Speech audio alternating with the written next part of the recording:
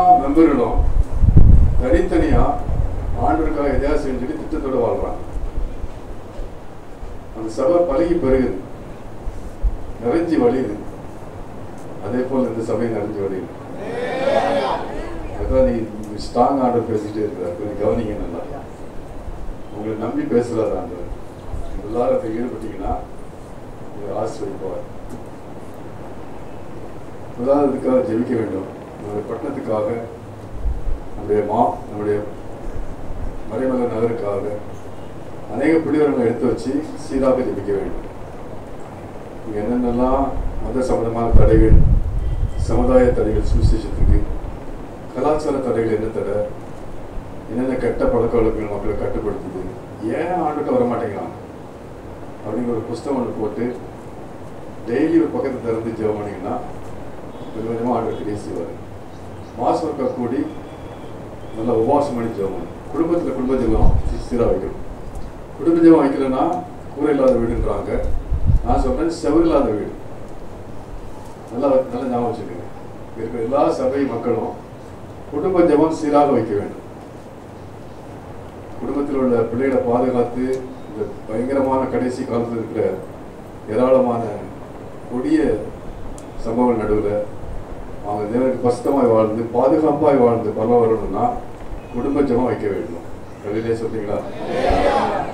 வைப்பேங்கிற சந்தோஷம் கல்லிலே சொல்லுவாங்களா? வாஸ்து கேட்கறாரு. கொஞ்சம் கவனமாக சொல்லுங்க. எல்லா குடும்பங்களும் ஜெபம் பண்ணீங்கன்னா சரித்திரமே மாறும்.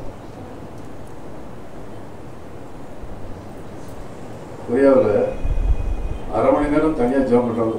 தேசத்துக்காக லட்சக்கணக்கில் இருக்கிறாங்க. சபை வேகமாக வளரும். லட்சம் பேர் கொண்ட சபைகள் ஏராளம் இருக்குது.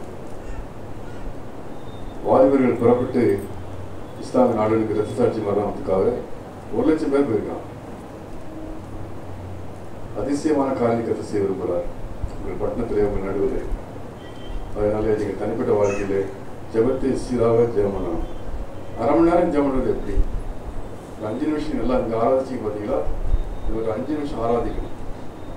அடுத்த 5 நிமிஷம் நன்றி சொல்லி ஜெபம் பண்ணணும். நன்றி என்ன சொல்றேன்னு ஒரு உற்சாகம் இல்லைன்னா 103 சங்கீதத்தை திறந்து ஒரு நாள் வாசி நன்றி சொல்லுங்க. 5 நிமிஷம் அழகாக போகும். ஒரு 5 நிமிஷம் பாவத்தை அறிக்கிட்டு ஒரு பசுத்த வாழ்க்கைக்காக அந்த காலையில் ஜெபம் பண்ணணும். ஆண்டவரே, இந்த குறையெல்லாம் எனக்கு இருக்குது, பலகீனம் இருக்குது, நான் விழுந்து விடாமல் பசுத்தமாக வாழ, ஒரு வளர்கின்ற பசுத்தத்தோடு வாழ எனக்கு உதவி செய்து ஜெபம் பண்ணுங்க. அழகாக பேசுகிறேன்.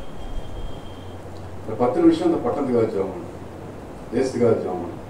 கடைசி தான் அவங்களுக்காக ஜெபம் பண்ணணும்.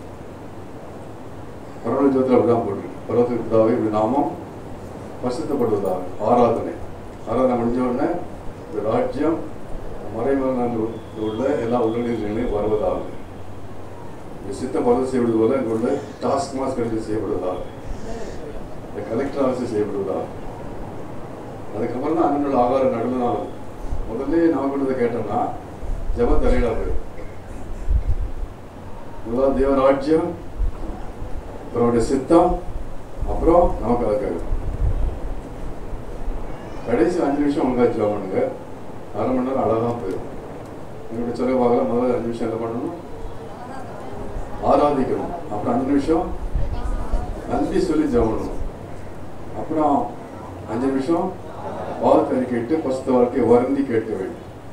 ஒரு 10 நிமிஷம் பட்டணத்துக்காக தேசத்துக்காக ஜெபம் பண்ணணும். கடைசி 5 நிமிஷம் உங்களுக்காக ஜெபம் பண்ணுங்க. ஜெபங்களை கருத்து கேட்பார், உங்களுக்கு பதிலளிப்பார். ஆண்டவர் ஜெபத்தை கேட்கிறவர் உங்கள் விசுவாசத்துக்கு பதிலளிப்பார். அவர் God hears prayers, answers faith. எல்லாரும் அப்படி ஜெபிக்கிறவங்க மாறணும். இப்படி ஆளுக்கு அரை மணி நேரம் ஜெபம் பண்ணி ஒப்பு கொடுக்கணும்.